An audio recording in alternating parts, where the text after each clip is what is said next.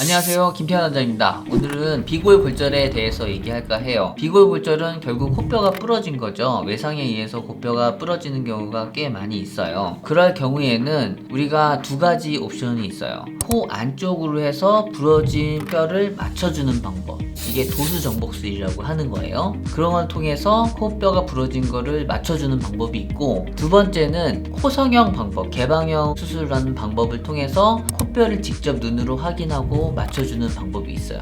그거를 관혈적 정복술이라고 해요.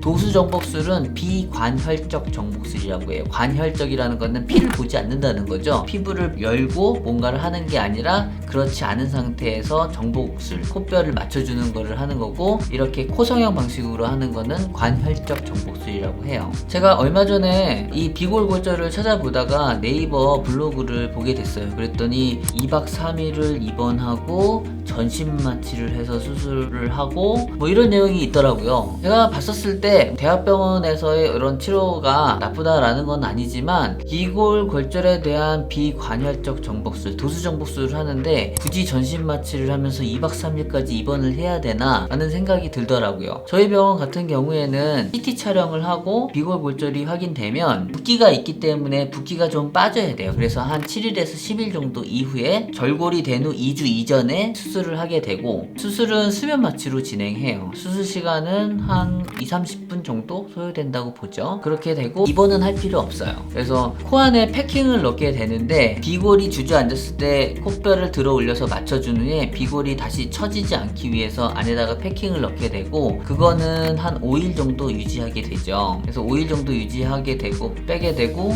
겉에 있는 부목은 한 일주일 정도 유지해요. 부목이 일주일 정도 유지된 다음에 제거는 하지만 잘 때는 착용하고 자는 거를 권해드리고 있어요. 그래서 2주 정도 그렇게 착용하게 되죠. 그렇게 되면 비골이 어느 정도 붓게 되고, 그러면 그 모양으로 수술은 종료되는 거라고 보셔야 돼요. 만약에 그렇게 됐음에도 불구하고 모양적으로 불만이 있다면 한 6개월 정도의 코성형을 다시 하는 게 있는 거죠. 비골골절은 그렇게 제 생각에 입원까지 하면서 전신 마취를 하면서 할 정도는 아니라고 생각하고, CT 같은 경우도 저희 병원 같은 경우 컨빔 CT라는 걸 쓰게 돼요. 컨빔 CT는 코 쪽 위주로 촬영이 되는 건데, 방사선 주사량도 상당히 적고 비골골절을 진단하거나 코 쪽의 질환을 진단하는 데 충분한 그런 영상을 제공하고 있기 때문에 대학병원급의 그런 방사선 주사량이 많은 CT를 굳이 찍을 필요는 저는 없다고 생각해요. 물론 입원도 제 생각에는 그렇게 필요하지 않다고 생각하고요. 도수정복술은 하지만 효과적인 부분에서 만족도가 떨어질 가능성이 사실 존재해요. 그래서 비골골절이 생겼을 때